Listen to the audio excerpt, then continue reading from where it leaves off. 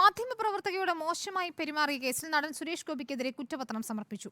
IPC 354 വകുപ്പും police ആക്ടിലെ 119A വകുപ്പും ചുമത്തിയാണ് കുറ്റപത്രം. ഫെബ്രുവരി 26-നാണ് കുറ്റപത്രം സമർപ്പിച്ചത്.